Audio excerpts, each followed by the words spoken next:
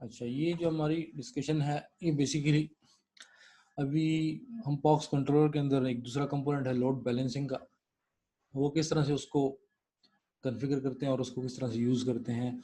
हमने इससे पहले जो पॉक्स की अभी एक लैब हमने की है वो है कि उसमें किस तरह से पॉक्स कंट्रोलर में फॉरवर्डिंग का कंपोनेंट जो है उसको कॉन्फ़िगर करते हैं, ठीक है। और पॉक्स कंट्रोलर में अगर आप फॉरवर्डिंग को कॉन्फ़िगर करते हैं या राउटिंग को कॉन्फ़िगर करते हैं या कोई और कंपोनेंट कॉन्फ़िगर करते हैं, तो वो बेसिकली जैसे कि हमारे पास पॉक्स कंट्रोलर एक नेटवर्क ऑपरेटिंग सिस्टम है, तो उसके ऊपर आप डिफरेंट नेटवर्क एप्लीकेशंस को रन कर सकते हैं। यही सॉफ्टवेयर डिफाइंड नेटवर्क की खूबसूरती है कि आपने जो काम लेना है स्विच से और आपने जो एप्लीकेशन रन करनी है आप कंट्रोलर पे रन करें, बाकी सारा नेटवर्क आपका उसी तरह से हैंडल होगा जिस तरह से आप चाहते हैं। तो इससे पहले हमने फॉरवर्डिंग का जो कंपोनेंट फॉरवर्डिंग L2 लर्निंग का कंपोनेंट हमने इनेबल किया था, तो वो उसमें हमारे पास तमाम स्विचेस जो हैं वो एज ए लेयर 2 स्विच काम करते हैं। इसमें मैं थोड़ा सा ये जो पिछली लैब है इसको थोड़ा सा मैं इसमें एक चीज़ दिखाना चाहूँगा। जो हमने लास्ट लैब की है पॉक्स कंट्रोलर की, उसके अंदर एक चीज़ मैं डिस्कस करना चाहूँगा।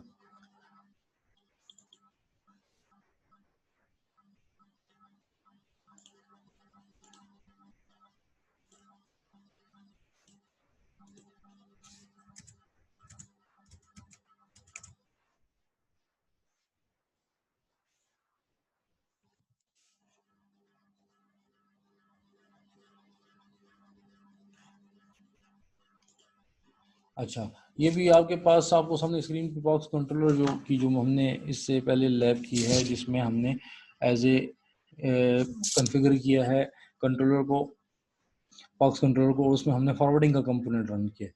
अगर आप इस डायग्राम को देखें तो इस डायग्राम में हमारे पास 3 स्विचेस हैं और एक कंट्रोलर है।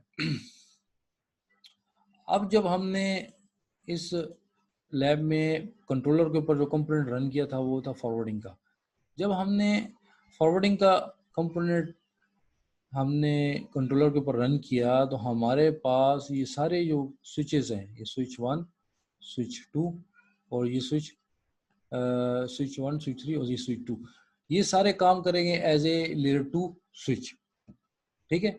अगर हम इस कंट्रोलर के ऊपर कोई ऐसा कंपोनेंट, मिसाल के तौर पर हमारे पास राउटिंग का एक कंपोनेंट है फॉरवर्डिंग L3 लर्निंग पॉक्स का, उसको जब हम इस पे रन करते हैं तो फिर हमारे पास ये सारे स्विचेस काम करेंगे एज ए राउटर, ठीक है। तो जिस किस्म की एप्लीकेशन हम कंट्रोलर पे रन करेंगे उसी तरह से आपका पूरा नेटवर्क जो है वो बिहेव करेगा, ठीक है। एक तो ये बात समझनी थी, क्योंकि हमारे पास ये जो कंट्रोलर है इसके ऊपर जो हम एप्लीकेशन रन करते हैं, नेटवर्क एप्लीकेशन, जैसे इसमें मैं आपको बार बार बता रहा हूँ कि पॉक्स कंट्रोलर के अंदर कंपोनेंट्स हैं। जैसे इससे पहले जो लैब में हमने फॉरवर्डिंग L2 लर्निंग का कंपोनेंट यूज़ किया, वो एक बेसिकली नेटवर्क एप्लीकेशन है, ठीक है, जो कि क्या करती है कि आपके तमाम जो स्विचेस हैं, ओपन फ्लो स्विचेस जो हैं, उसको as a layer switch basically वो एप्लीकेशन बिहेव करवाती है, ठीक है। अगर आपने इन स्विचेस से राउटर बनाना है तो आप एज राउटिंग राउटर बिहेव करवाना है तो फॉरवर्डिंग L3 लर्निंग का कंपोनेंट है पॉक्स का, वो भी जो है आप यूज़ कर सकते हैं, ठीक है। तो ये बात समझानी थी कि जो कंट्रोलर के ऊपर आप एप्लीकेशन रन करेंगे उसी तरह से आपके तमाम ओपन फ्लो स्विचेस जो हैं SDN के अंदर वो बिहेव करेंगे, ठीक है। ये हमारे पास SDN की जो है ना खूबसूरती है। अच्छा, इसी वजह से आप जो नया काम करवाना चाहते हैं, कोई नई प्रोटोकॉल आया है, कोई नई एप्लीकेशन, आप नेटवर्क लॉजिक आपने बिल्ड करना है, तो आप जस्ट कंट्रोलर के ऊपर जो है वो एप्लीकेशन बना के रन कर लेते हैं, तमाम नेटवर्क उसी तरह से बिहेव करता है। अच्छा जी,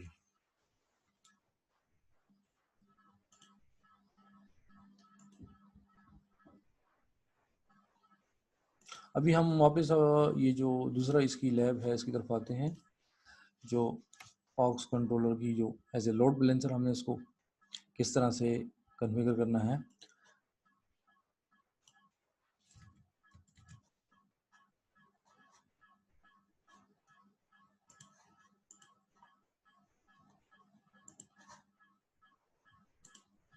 अच्छा, अभी आपको ये स्लाइड नज़र आ रही होगी, pox controller as a load balancing, ठीक है।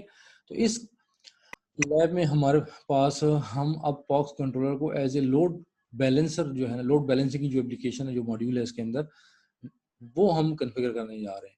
ये लोड बैलेंसिंग की एप्लीकेशन, नेटवर्क एप्लीकेशन क्या करती है, अगर आपके पास सर्वर्स हैं, ठीक है, अगर आपके पास सर्वर हैं और वो उनके ऊपर ट्रैफिक आ रही है, आप चाह रहे हैं कि आपके पास 2 सर्वर हैं, 3 सर्वर, उन पे जो ट्रैफिक है वो डिवाइड हो जाए, लोड बैलेंस हो जाए, ठीक है। तो उसके लिए आप ये कंपोनेंट इस्तेमाल कर सकते हैं। हम देखते हैं कि इसके अंदर हम किस तरह उसको यूज़ करेंगे। यहाँ पे आपको जो टोपोलॉजी नज़र आ रही है, इस टोपोलॉजी के अंदर हमारे पास 2 सर्वर्स हैं। ये H1 ये एक वेब सर्वर है, ये H2 दूसरा वेब सर्वर है, ठीक है। और हम इन 2 वेब सर्वर्स को ये होस्ट एक्सेस कर रहे हैं। फॉर एग्जांपल कोई वेब एप्लीकेशन एक्सेस कर रहे हैं, ये मिसाल के तौर पे हम इसको ले रहे हैं, और हम चाहते हैं कि ये जो ट्रैफिक जनरेट हो H1 से, ठीक है, जो ट्रैफिक जनरेट हो, और H4 से, H5 से, वो सारी ट्रैफिक जो है वो इन दोनों जो सर्वर्स हैं इन पे लोड बैलेंस हो जाए, किसी एक पे पास ना जाए, आधी एक के पास जाए, आधी दूसरे के पास जाए, ठीक है।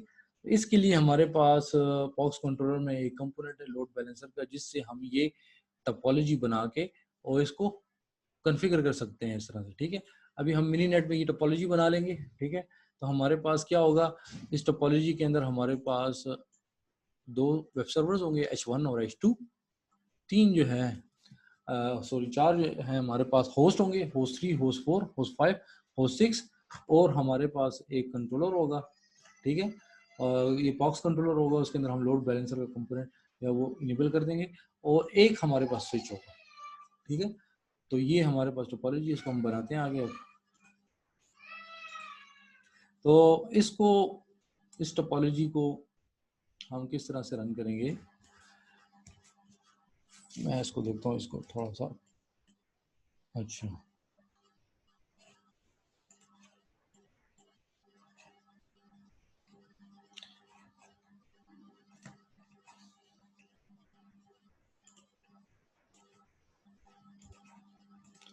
अच्छा इसको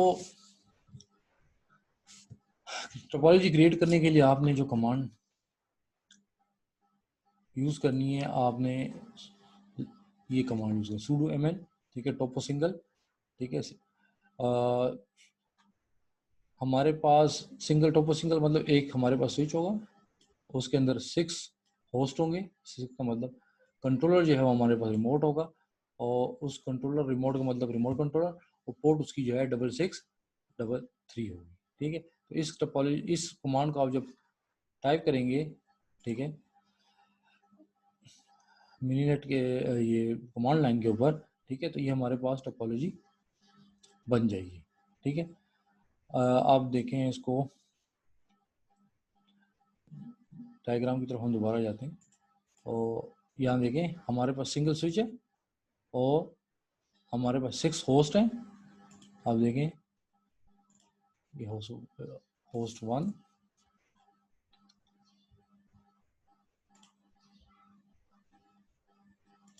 होस्ट 1 है, होस्ट 2 है, होस्ट 3, होस्ट 4, होस्ट 5 और होस्ट 6, ठीक है। 6 होस्ट हो गए, और सिंगल स्विच है, ठीक है, कंट्रोलर रिमोट है, और ठीक है, उसका हमने आईपी दे दी, उसका पोर्ट दे दी। अच्छा, जब ये हम इसको टाइप करेंगे और रन करेंगे तो हमारे पास ये टोपोलॉजी मिनीनेट में बन जाएगी। यहाँ पे आपको नज़र आ रहा है ये कमांड लाइन आपको नज़र आ रही है, किस तरह से ये कमांड हमने दी है। जी आप ये कमांड देंगे, ठीक है, तो आपके पास ये टोपोलॉजी बन जाएगी, और आपके सामने मिनीनेट जो कमांड लाइन इंटरफेस है वो आपके सामने नज़र आएगा। अगर आप यहाँ पे देखें, यहाँ भी आपको नज़र आ रहा है कि ये यहाँ पे 6 होस्ट हैं, ठीक है, कमांड लाइन की आपको नज़र आ रहा है 6 होस्ट हैं, और इसी तरह से आपके पास एक स्विच है, और लिंक्स उसके हो गए, आपके पास ये एक कंट्रोलर है, ठीक है। तो ये सारी चीज़ें यहाँ कॉन्फ़िगर होगी। उसके बाद जो नेक्स्ट स्टेप है, उसमें आपने इन दोनों जो हमने टोपोलॉजी देखी, उसमें 2 वेब सर्वर्स है H1 और H2, उसके ऊपर आपने वेब सर्वर को रन करना है। देखें यहाँ पे हमारे पास टोपोलॉजी अगर आप देखें तो H1 और H2 क्या है, ये दोनों as a web server behave करेंगे। ठीक है, तो इसके लिए हम इन दोनों के ऊपर एक्सटर्न को हम एक्सटर्न H1 H2 ये हम रन करेंगे। जब हम ये रन करेंगे एक्सटर्न H1 H2, ठीक है, ये कहाँ पे रन करेंगे, इसको हम मिनीनेट कमांड लाइन इंटरफेस पे रन करेंगे। ये देखें आपको मिनीनेट कमांड लाइन इंटरफेस नजर आ रही, यहाँ पे आप इसको रन कर लेंगे। अच्छा, जब हम एक्सटर्न H1 H2 करेंगे तो जीशान आप मुझे बताएं क्या होगा। एक्सटर्न H1 H2 करेंगे तो क्या होगा जीशान? Zeeshan yes sir. क्या होगा? एक्सटर्न H1 और H2 करूंगा तो क्या होगा? सर अभी मुझसे भूल गया है। अच्छा, नफीस आप बताएं। नफीस अहमद,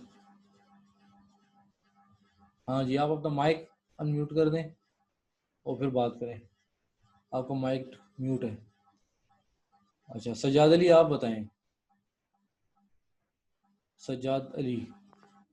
सर मुझे क्वेश्चन समझ नहीं आई सर।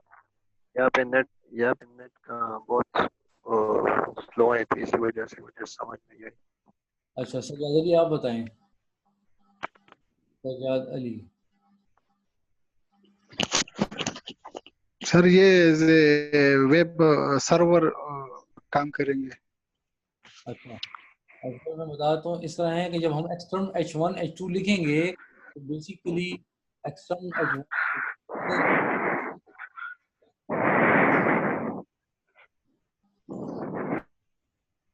H1 H2 लिखने से ये होगा कि H1 होस्ट के ऊपर के साथ एक टर्मिनल ओपन हो जाएगा और H2 के साथ एक टर्मिनल ओपन हो जाएगा। ये अगर आप देखें आपको नजर आ रहे हैं, एक H1 के साथ एक terminal command line terminal open हो गया और एक H2 के साथ एक कमांड लाइन टर्मिनल ओपन हो गया। ठीक है, दोनों के साथ हमने टर्मिनल ओपन कर लिया। क्यों ओपन किया? कि यहाँ पे हमने कमांड रन करनी है, हमने कुछ कमांड रन करनी है, तो हमने ये टर्मिनल ओपन कर दिए। ये एक्सटर्न की कमांड आप टाइप करेंगे, यहाँ पे आपको नजर आ रहा है मिनीनेट कमांड लाइन इंटरफेस पे। आपने एक्सटर्न H1 H2 आपने करना है, तो इससे ये दो टर्मिनल आपको ओपन हो जाएंगे। ठीक है, अच्छा नेक्स्ट आपने अब इन दोनों के ऊपर आपने वेब सर्वर रन करने हैं। ठीक है, तो वेब सर्वर रन करने के लिए आपको कौन सी कमांड टाइप करनी है? Python -m simple HTTP server 80, ये आपको कमांड नजर आ रही है।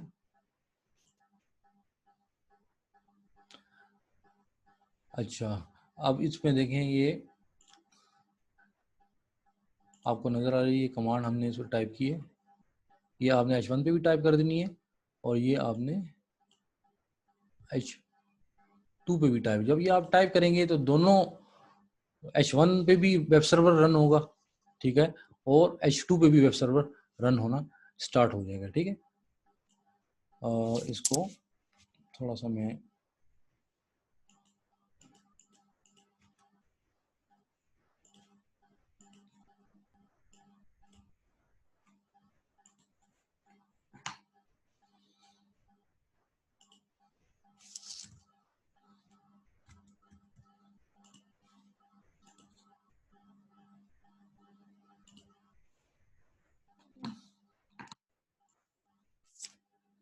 अच्छा, ये आपको स्लाइड नजर आ रही है, running web server on H1 and 2।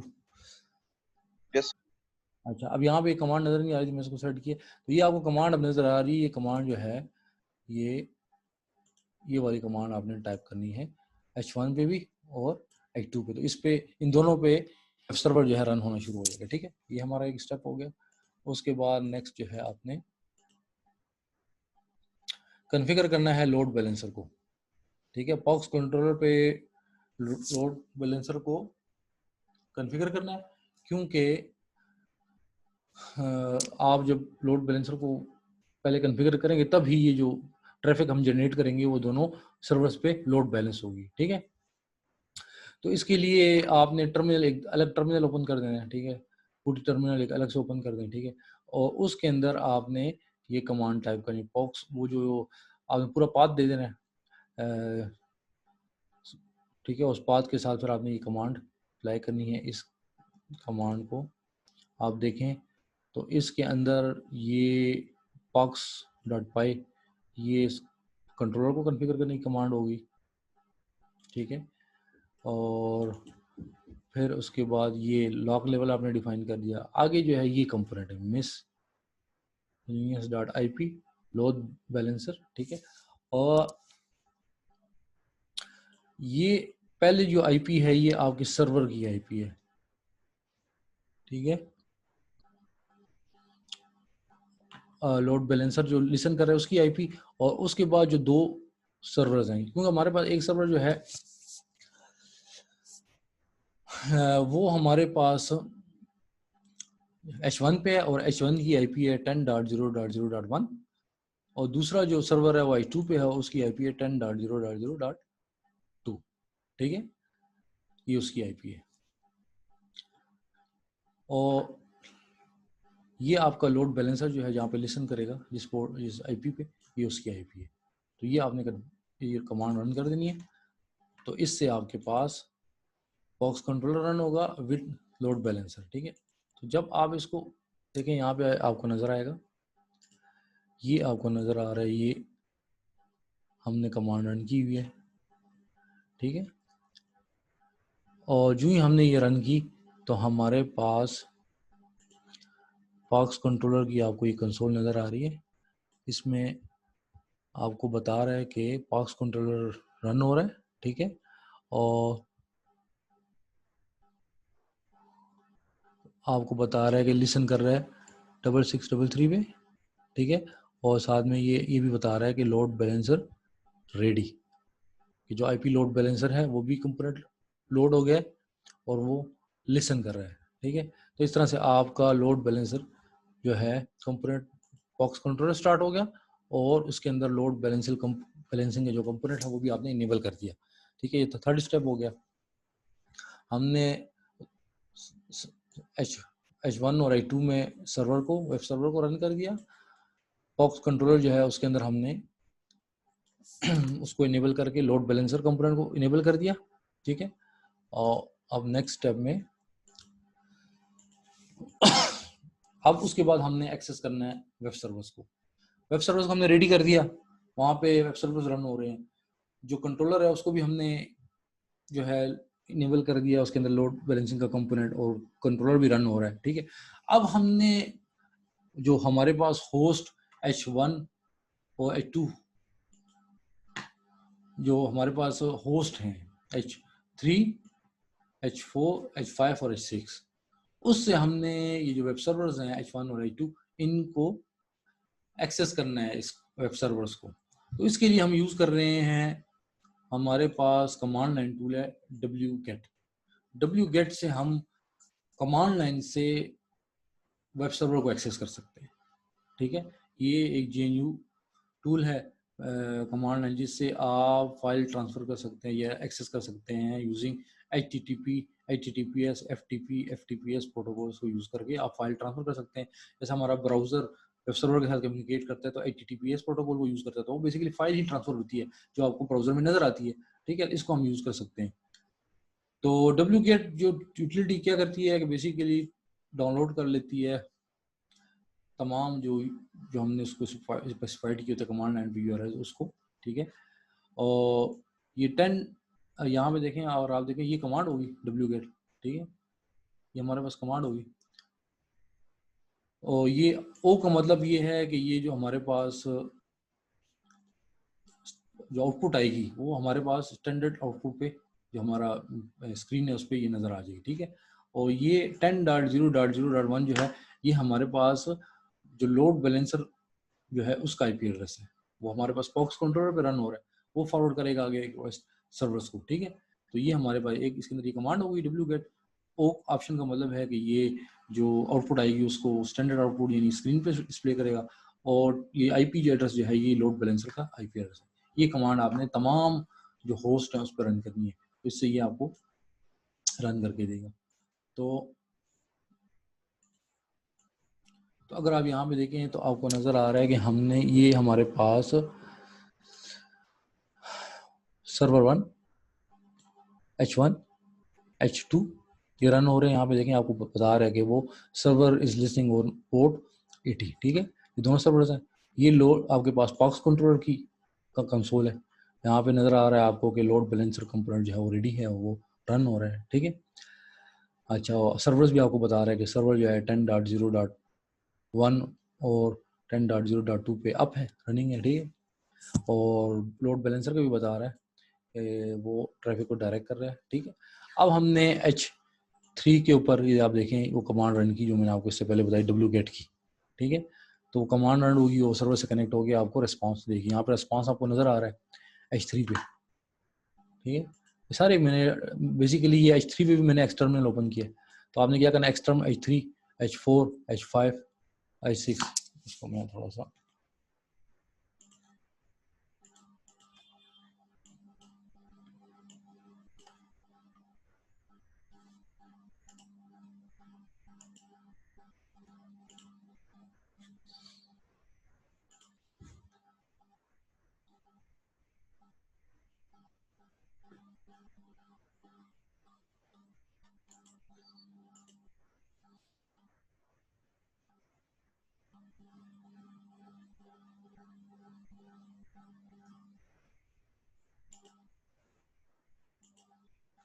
अच्छा, तो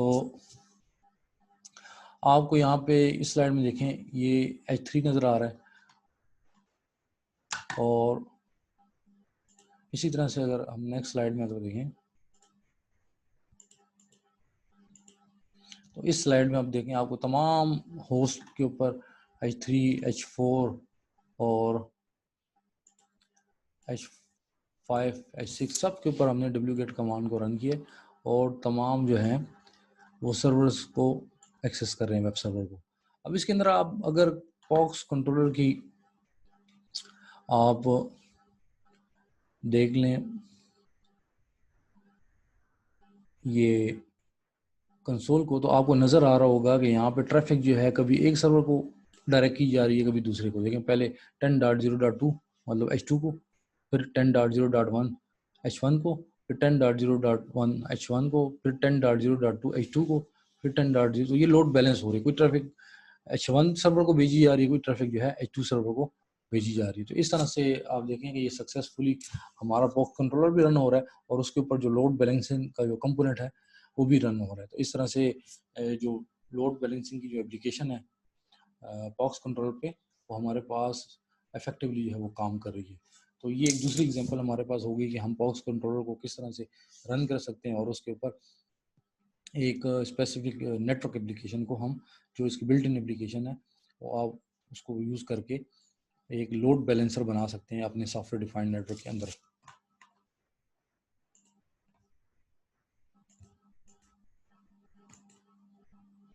यहाँ पे आप देख सकते हैं सारी जो ट्रैफिक डायरेक्ट कर रहा है आपका सर्वर्स, ठीक है। और जो वेब सर्वर्स हैं, बॉक्स कंट्रोलर जो है वो ट्रैफिक को डायरेक्ट कर रहा है डिफरेंट सर्वर्स की तरफ। और यहाँ पे आप देख सकते हैं आपका जो वेब सर्वर्स हैं उनकी आप स्क्रीन को देख सकते हैं कि उनके आउटपुट क्या, उनके साथ डिफरेंट क्लाइंट्स कनेक्ट हो रहे हैं। देखें 10.5, 10.6, 10.6, 10.4, 10.5, तो डिफरेंट 10.5 H5 हो गया, 10.6, 10.0.0.6 H6 हो गया, ठीक है। अब यहाँ पे अगर आप देखें तो इसके साथ कभी 10.0.3 H4 हो गया, H3 हो गया, 10.0.4 H4 हो गया। इस तरह से कभी डिफरेंट जो क्लाइंट्स है वो रिक्वेस्ट कर रहे हैं, ठीक है। तो वेब सर्वर्स जो है वो डिफरेंट वो रिक्वेस्ट जो है उसको रिसीव कर रहे हैं। अच्छा, ये आपके पास जो नोड है उसकी स्क्रीन है, टर्मिनल है। इसमें जब नोड एक्सेस कर रहा है, ये बेसिकली इससे जब हम नोड H3 से एक्सेस कर रहे हैं वेब सर्वर को, तो उसके अंदर जो डायरेक्टरीज और फाइल्स पड़ी हुई है ये उसकी लिस्ट बेसिकली यहाँ पे भेज रहा है, तो वो आपको नज़र आ रही है, ठीक है।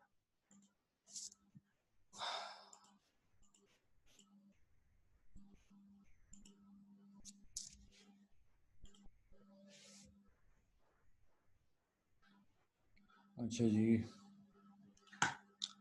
ये हमारे पास दूसरी लैब थी जो आज हमने डिस्कस की है, पॉक्स कंट्रोलर को किस तरह से हमने as a load balancer component configure करना है। इसके बारे में अगर आपको कोई क्वेश्चन हो। हाँ जी, ये लैब्स जो आपने 2 किए हैं ये आप लोग अब खुद कर सकते हैं, क्योंकि इससे पहले 3 लैब्स मैंने आपको रिकॉर्डेड दी हुई हैं। मैं कोशिश करूंगा अगर ये लैब्स भी रिकॉर्डेड हो जाएं, और मतलब अभी तो ये रिकॉर्डेड हैं, लेकिन मैं इसको खुद रन करके मिनीनेट के ऊपर उसकी रिकॉर्डिंग करके वो आपको मैं दे सकूँ। ठीक है, उसकी मैं कोशिश करूंगा। इससे पहले कुछ लैब्स हमने जो रिकॉर्डेड की हुई हैं वो आप देख लें, तो आप ये दोनों लैब्स आसानी से कर सकते हैं। ठीक है, तो हमने अभी 2 लैब्स कर लिए हैं। एक ये आज हमने इससे पहले डिस्कस की है, ये पॉक्स कंट्रोलर, जिसमें हमने उसको कॉन्फ़िगर किया है as a forwarding L2 learning को। ठीक है, अगर आप इसमें मैं एक और चीज़ आपसे डिस्कस करना चाहूँगा, अगर आप पॉक्स कंट्रोलर के और कंपोनेंट्स को देखना चाहते हैं कि आपके पास पॉक्स कंट्रोलर में कौन कौन से कंपोनेंट्स हैं और वो आपने किस तरह से यूज़ करने हैं, तो मैं आपको अभी शो करता हूँ किस तरह से आपने उसको एक्सेस करना है। ये इसमें अगर आपको स्क्रीन नज़र आ रही है, ये ब्राउज़र मेरा नज़र आ रहा है आपको? ठीक है, ब्राउज़र नज़र आ रहा है? Yes sir. ठीक है, यहाँ मैंने लिखा, देखें मैंने यस सर। पॉक्स विकी लिखा मैंने यहाँ पे, देखो। ठीक है, और मैं इसको थोड़ा सा मैं सर्च किया पॉक्स विकी, फिर इसमें यहाँ पे ये वाला जो है link pox Vicky open networking lab, इसको आपने क्लिक करना है। अब इसको क्लिक करें तो आपके सामने इसका जो पॉक्स विकी का पेज है वो ओपन हो जाएगा।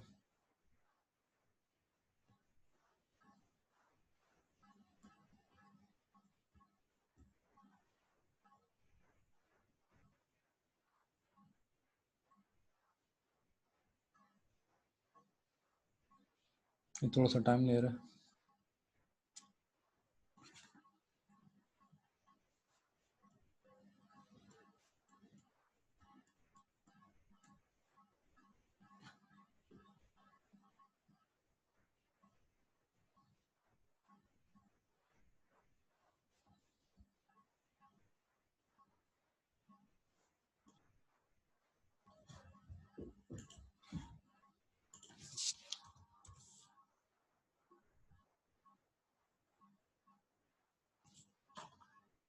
अच्छा, ये ओपन हो गई है। अगर आप इसको देखें तो ये पॉक्स कंट्रोलर जो है ना, उसकी सारी डॉक्यूमेंटेशन है। ठीक है, अगर आप देखें इसमें ये सारे इसके कंपोनेंट्स जो है उसके बारे में डिटेल है।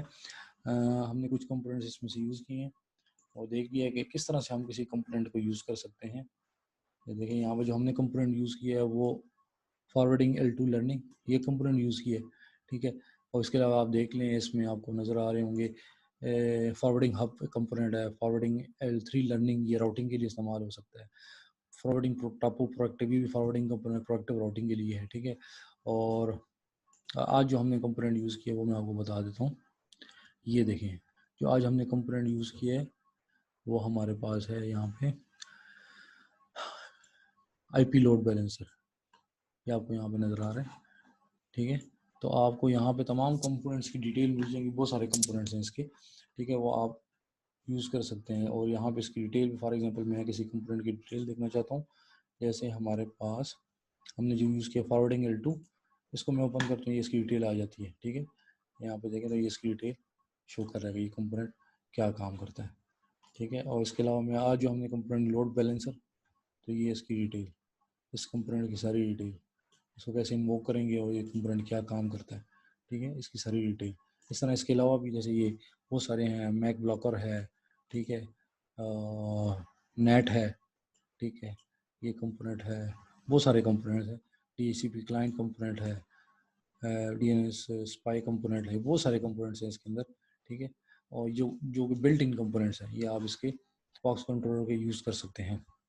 तो ये डिटेल उसकी सारी इसके यहाँ पे इसके डॉक्यूमेंटेशन में दी गई है आपको, यहाँ तक कि आप इसमें अगर कोई प्रोग्राम करना चाहता है इस कंट्रोलर की APIs को एक्सेस करना चाहता है तो उसकी डिटेल भी मौजूद है।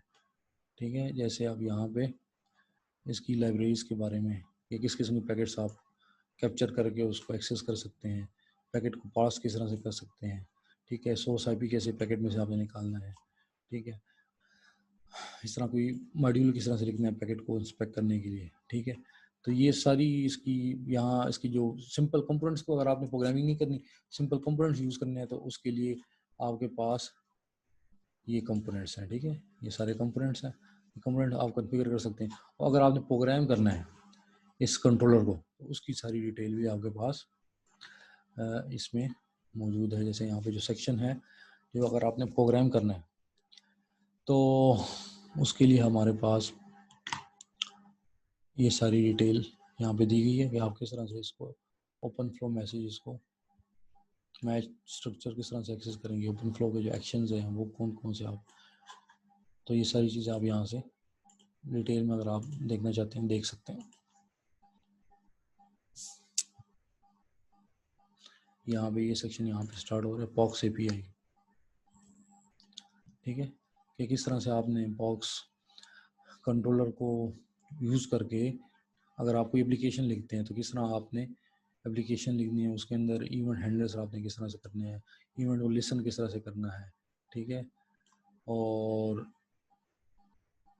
इवेंट को किस तरह से रेज करना है। तो ये सारे जो है अगर आप प्रोग्राम करना है, आपने नेटवर्क एप्लीकेशन लिखनी है, जिस तरह से ऊपर आपको कंपोनेंट्स मिले हुए हैं, यही कंपोनेंट्स आपने खुद बनाने हैं, तो वो आप किस तरह से कर सकते हैं उसकी डिटेल यहाँ पे आपको मिल सकती है।